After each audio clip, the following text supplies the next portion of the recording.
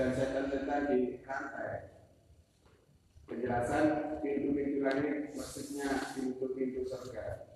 Setan-setan dirantai yaitu diikat rantai dengan sebenarnya. Mereka adalah setan-setan pencuri berita. Asalnya mereka dirantai pada waktu siang bulan Ramadan saja dan tidak di malam harinya. Karena mereka bertahan untuk mencuri wahyu ketika turunnya Al-Quran, maka dari itu mereka lebih lama dirantai, yang menunjukkan kesempurnaan penjagaan terhadap keutamaan wahyu. Jadi ini hanya hadis yang menjelaskan tentang bulan Ramadan. Tapi di sini tidak menjelaskan kapan mulai diwajibkannya puasa Ramadan. Puasa Ramadan ini diwajibkan yaitu ketika Allah menurunkan ayat surat Baqarah 183. Ayat ini diturunkan pada hari Senin tanggal 2 Sya'ban pada tahun kedua Hijrah. Yaitu ya ayyuhalladzina amanu kutiba alaikumusyamu kama kutiba alal ladzina min qablikum la'allakum tattaqun. Karena Quran. Ayat ini diturunkan, saya ulangi, pada hari Senin tanggal 2 tahun 2 Hijrah. Bulannya bulan Sya'ban. Nah, ini pertama ketika di Makkah belum diwajibkan puasa. Begitu. Jadi karena tidak ada yang baca Al-Quran. Coba dibaca. Coba Arabi gak apa-apa, Arabi bisa. Ya ayyuhalladzina amanu kutiba alaikumusyamu kama kutiba alal ladzina min qablikum la'allakum tattaqun. Ayyaman ma'dudat faman kana minkum maridan aw 'ala safarin fa'iddatun min ayyamin ukhra. Wa alladzina yutiqunahu fidyatun ta'amun miskin faman tatawwa khairan huwa khairun lahu wa man yasumu khairun lahu. Stop. Dari itu tak dulu. Wahai orang-orang yang beriman, diwajibkan atas kamu berpuasa, bagaimana diwajibkan atas orang sebelum kamu agar kamu bertakwa. Yaitu beberapa hari tertentu. Maka barang siapa di antara kamu sakit atau dalam perjalanan atau lalu tidak berpuasa, maka wajib mengganti sebagai hari yang dia tidak berpuasa itu pada hari yang lain. Dan bagi orang yang berat menjalankannya, wajib membayar fidyah, yaitu memberi makan orang miskin, memberi makan seorang miskin. Tetapi apabila dengan kerelaan hati mengerjakan kebajikan, maka itu lebih baik baginya. Dan puasa itu lebih baik baginya jika kamu mengetahui. Dua ayat itu diturunkan, yang pertama tentang mulai diwajibkannya bulan Ramadan. Kemudian di situ tadi ada wa'alal ladzina yutiqunahu fidyatun ta'amu miskin. Yang mana sebelumnya ada wa man kana minkum maridun aw ala safarin fa'idatun min ayyamin ukhur. Barang siapa yang sakit atau dalam perjalanan, maka boleh tidak puasa, puasanya diganti di bulan yang lain selain Ramadan. Kemudian yang saya maksud ma'ala ladzikunahu fitnahun ini, barang siapa yang berat menjalankannya, itu mereka hanya mengganti satu hari puasa dengan memberi satu makanan untuk satu orang miskin. Kemudian insya Allah begini di asbabun nuzul yang kedua ini nanti itu. Jadi orang-orang yang aras-arasan poso itu tidak poso, kemudian mereka memberi makan tadi itu sebagai fidyah pengganti makanan satu orang miskin sehari. Kemudian Allah menurunkan ayat yang kedua yaitu Baqarah 185. Ini kan bunyinya hampir sama. Syahrul Ramadan alladzi unzila fil Qur'an, dan coba dibaca. Syahrul Ramadan alladzi unzila fil Qur'an hudan lin-nasi wa bayyinatin minal huda wal furqan. Faman syahida minkum asyhara falyasumhu wa man kana Syahro. Ya. Faman kana maridan aw ala safarin fa'iddatun min ayyamin ukhra yuridu Allahu bikumul yusra wa la yuridu bikumul usra. Walitu bidu idata wa mukabbiru Allaha ala ma hadakum wa la'allakum tashkurun. Bulan Ramadan adalah bulan yang di dalamnya diturunkan Al-Quran sebagai petunjuk bagi manusia yang dan penjelasan mengenai petunjuk itu dan pembeda antara yang benar dan yang batil. Karena itu barang siapa di antara kamu di bulan itu maka berpuasalah. Barang siapa di antara kamu ada di bulan itu maka berpuasalah, dan barang siapa sakit atau dalam perjalanan atau dia tidak berpuasa maka wajib menggantinya sebanyak hari yang ditinggalkannya pada hari-hari yang lain. Allah menghendaki kemudahan bagimu dan tidak menghendaki kesukaran bagimu. Karena kamu mencukupkan bilangannya dan mengagungkan Allah atas petunjuknya yang diberikan kepadamu agar kamu bersyukur. Jadi gini, ayat yang kedua ini namanya memansuh ayat yang Al-Baqarah 184 yang di situ ada wa alal ladzina yutiqunahu fidyatun ta'am miskin itu. Tentang mansuh artinya ayatnya tetap sebagai Al-Qur'an tapi hukumnya itu diganti dengan hukum yang lain. Jadi gak saenake dhewe, gak kuat poso kemudian bayar fidyah, tidak seperti itu. Keterangan tentang menghapus hukum yang ayat wa alal ladzina yutiquna fidyatun ta'am miskin ini nanti dijelaskan di hadis Bukhari Muslim selanjutnya. Nanti kita akan ketahuinya di situ. Begitu. Akan ketahui kalau kita sudah sampai pada tempatnya begitu. Kemudian tadi disebutkan bahwa 1 bulan sebelum jatuh bulan Ramadan sudah diturunkan ayat yang mana Ramadan itu pada pada tahun itu mulai diwajibkannya puasa Ramadan. Kemudian bagaimana cara menetapkan atau kapan kita mulai puasa Ramadan? Itu di hadis yang kedua ini, coba dibaca ini. Banyak sekali hadisnya. Wajibnya saum Ramadan dan penentuan Idul Fitri karena melihat hilal. Dan apabila tidak terlihat hilal di awal Ramadan atau di akhirnya, maka jumlah bulan digenapkan menjadi 30 hari. Diriwayatkan dari Abdullah bin Umar radhiyallahu anhu, sesungguhnya Rasulullah SAW Allahumma sholli alaihi tentang Ramadan. Kemudian beliau bersabda, janganlah kalian puasa sampai kalian melihat hilal atau bulan sabit, dan janganlah kalian beridul fitri sampai kalian melihatnya. Maka dari itu, jika hilal tersebut tertutup, hendaklah kalian menyempurnakan hitungannya. Penjelasan sampai kalian melihat hilal yaitu pada 29 Sya'ban.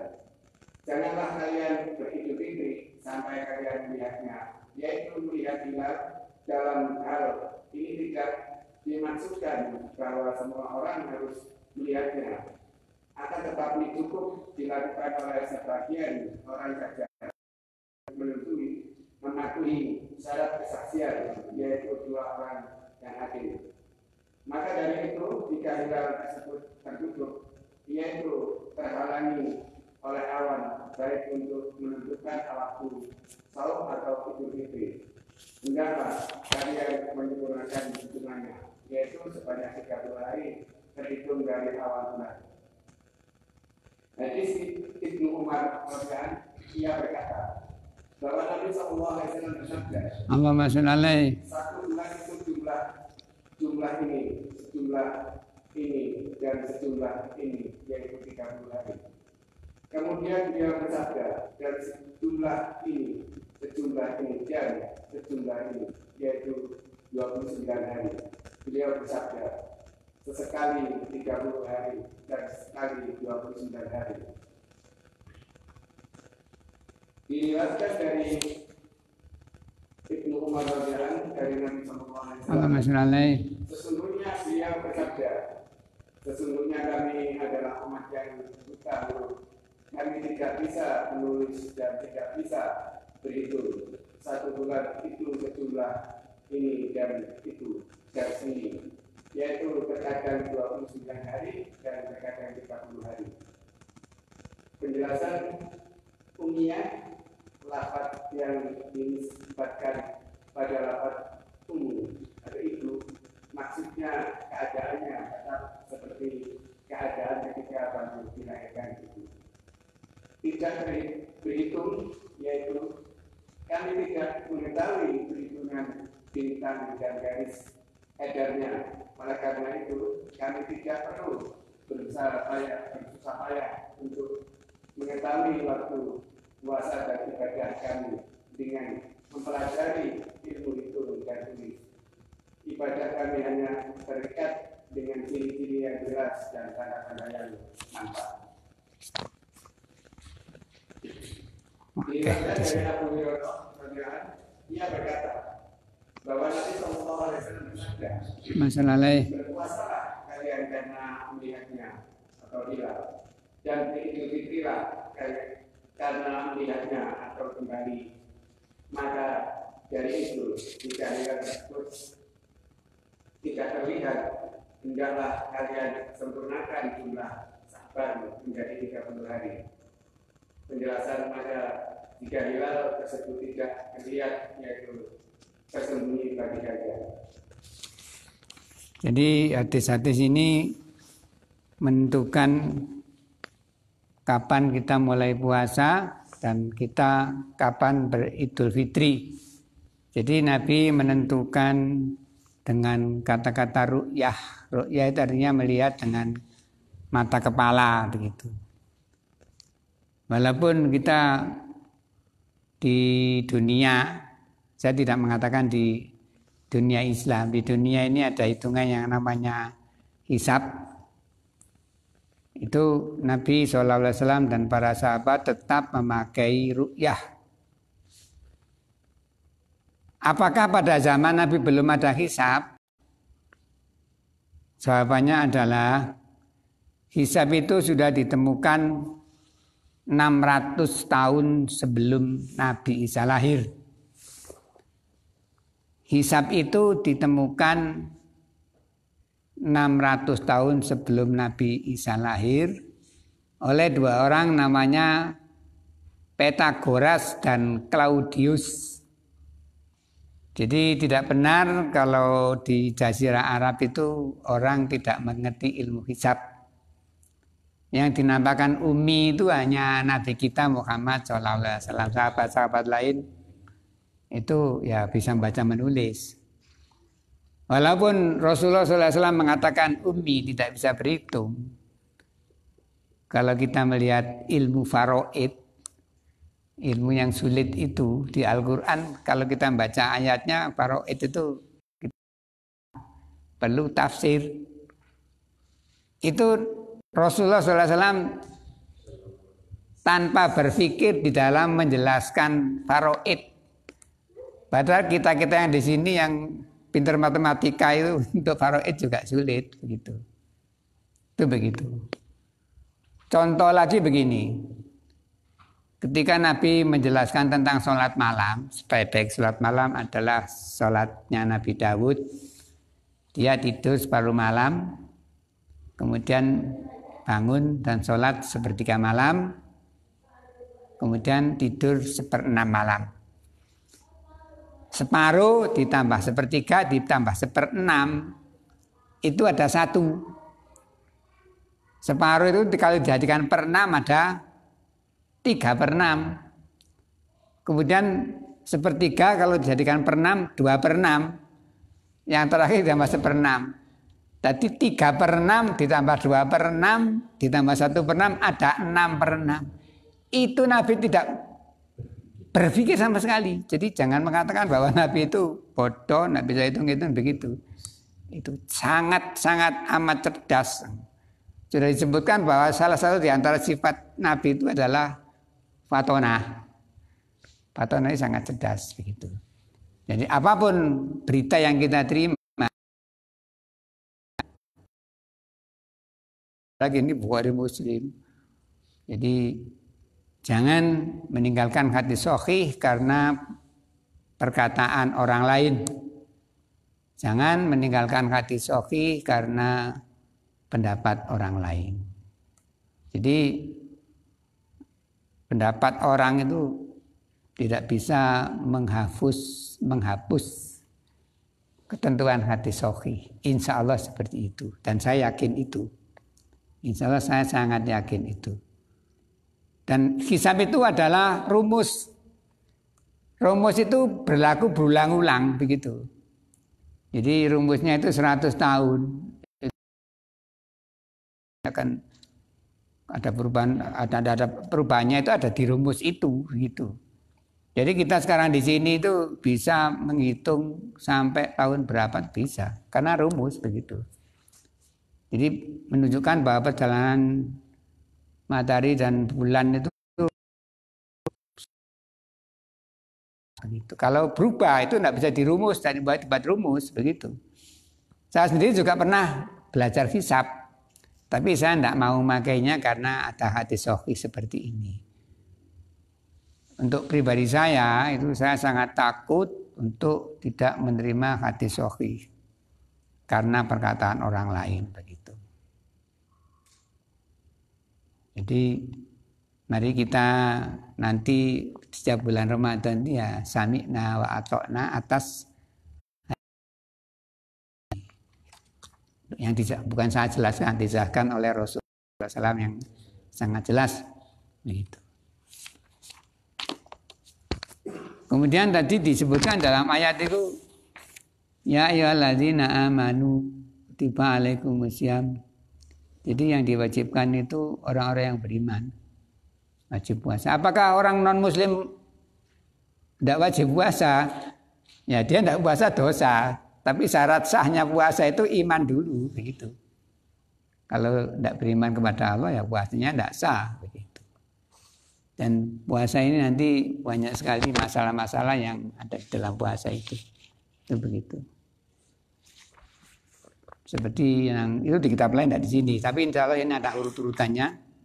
Mari kita teruskan baca hadis ini. Coba dibaca hadis nomor 657. Janganlah kalian mendahului Ramadan dengan puasa 1 atau 2 hari. Diriwayatkan dari Abu Hurairah dari Nabi SAW beliau bersabda, janganlah salah seorang di antara kalian mendahului puasa Ramadan dengan puasa 1 atau 2 hari, kecuali orang tersebut terbiasa saum pada hari tersebut, maka hendaklah ia saum pada hari itu. Yang dimaksud ini kita tidak pernah puasa, supaya karena ini harinya mendung, kita ragu-ragu maka kita melakukan puasa sebelum jatuh tanggalnya itu tidak boleh. Kecuali kalau kita memang biasa kita puasa Senin Kamis, kemudian ternyata jatuh puasanya bulan tanggal hari Selasa itu. Seninnya kita puasa bukan mendahului Ramadan, tapi kita puasa karena kebiasaan kita puasa. Itu begitu. Kemudian tadi sudah dijelaskan bahwa kalau mendung itu kita disuruh menggenapi bulan Sya'ban. Sya'ban itu ruwah, bulan ruwah itu 30 hari. Jadi bulan Komariah. Bulan Komariah. Jadi di dunia ini ada dua penanggalan, ada penanggalan Syamsiyah, ada penanggalan Komariah gitu. Kalau penanggalan Syamsiyah itu yang seperti kita ketahui itu Masehi ya. Itu dimulai dari lahirnya Nabi Isa, insya Allah begitu. Kemudian Komariah ini hitungannya mengikuti bulan dan jumlah tahunnya insya Allah selisihnya 11 hari, lebih pendek begitu. Kita paham? Teruskan. Satu bulan bisa terdiri dari 2. Diriwayatkan dari Ummu Salamah radhiyallahu bahwa sesungguhnya Nabi sallallahu alaihi wasallam apa masalah? Tidak akan menghampiri sebagian istri-istrinya selama 1 bulan. Ketika telah lewat 29 hari, beliau pergi untuk menemui istri-istrinya. Lalu dikatakan, engkau telah tidak ada selama 1 bulan. Beliau menjawab, sesungguhnya bulan ini terdiri dari 29 hari. Jadi ini sampai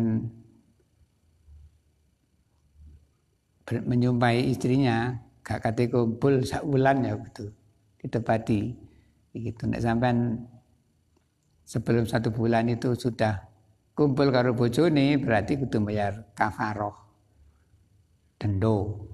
Iku nek puasa 3 dino. Nek bisa juga kalau dulu memerdekakan budak atau memberi makan 10 orang miskin begitu. Tinggal pilih begitu. Biasanya orang lebih milih yang memberi memberi makan itu kan tidak berat gitu.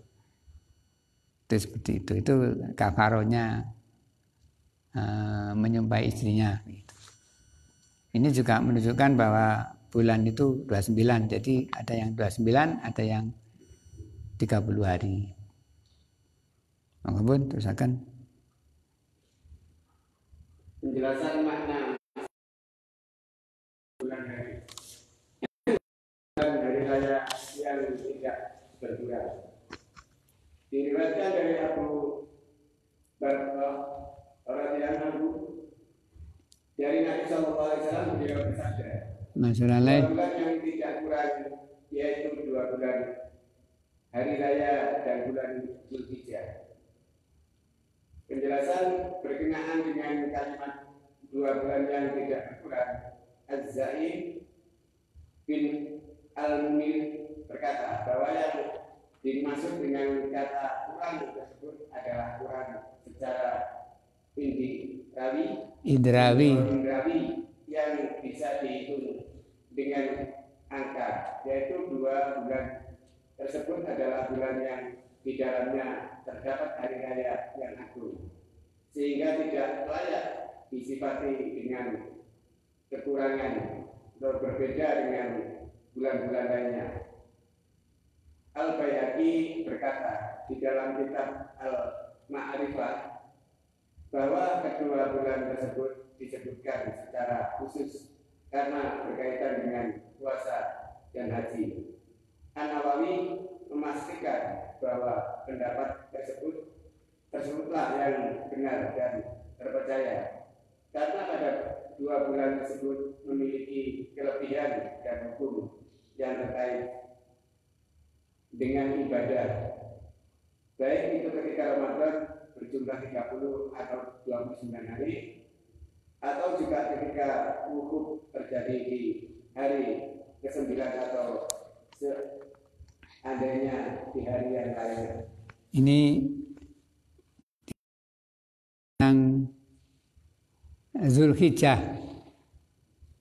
Kita umumnya masyarakat kita itu mengatakan besar. Jadi kalau Ramadan itu kita disuruh ru'yah. Ru'yah itu artinya melihat di tempat kita masing-masing. Begitu. Tapi kalau Idul Adha itu ada ayat di, kalau tidak salah di surat Ibrahim atau surat Haji itu wa'adzin bin nasi bil haji ya'tuka rijala wa kulli dhamirin ya'tuna min kulli fajjin amik, insyaallah begitu. Beritahukan tentang haji dan mereka akan datang kepada kamu dengan naik onta atau jalan kaki dari segala penjuru yang jauh, boleh fajin amik. Jadi di situ ada kata-kata fajin amik, penjuru yang jauh. Jadi orang-orang yang dari manapun di dunia ini itu akan mengikuti wukuf di hari atau di Arafah itu bersama-sama. Jadi kita tidak bisa memilih seandainya ru'yanya di sini itu mungkin sudah terlihat atau belum terlihat, di sana sudah terlihat sehingga akhirnya tanggal 9-nya wukuf tanggal 9. Tanggal 9 Zulhijjah itu bisa juga tidak sama gitu. Akan tetapi dari ayat wa azin bin nasi bil haji yatuka rijala wa ala kulli dhamir yatuna min kulli fajin amik itu menunjukkan bahwa wukuf itu kita harus mengikuti sana begitu. Jadi kalau di sini umpamanya masih tanggal 8 atau tanggal 9 tanggal 10 umpamanya, tapi wukufnya kok samanya di sini masih tanggal 8 hari Minggu. Di sana wukufnya hari Minggu ya. Kita puasa Arafahnya ya tanggal hari Minggu itu begitu. Artinya tidak mengikuti tanggal di sini, mengikuti wukuf di Arafah sana.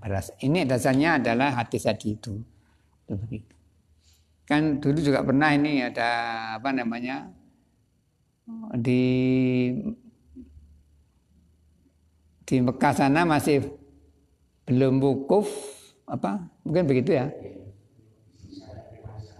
Di sini sudah puasa, di sana wukuf, di sini hari raya. Ya itu. Tapi kita enggak, di Darul Fikri ini selalu mengikuti wukuf gitu. Dulu sebelum ada berita televisi atau komunikasi sulit ya mungkin kita mengikuti ru'yah, tapi setelah ada komunikasi gampang sekali, bahkan diumumkan dan kita bisa menanyakan teman-teman kita yang di Saudi kapan wukufnya ya. Sekarang sudah jelas, makin gampang begitu. Sehingga kita insya Allah di masjid ini, selama ada masjid ini kita selalu hari rayanya ya menunggu wukuf di Arafah. Kalau wukufnya hari Selasa, kita Arafah di sini sudah hari raya. Sehari setelah wukuf itu hari raya gitu. Kan sering kita kadang-kadang tidak sama dengan yang lain. Ya gitu. Tidak masalah, yang penting kita sudah sesuai dengan ayat itu ya kita ikuti begitu. Komunikasi sudah sulit, wukuf sudah kelihatan ditayangkan di televisi. Gitu. Misalnya. Itu begitu. Jadi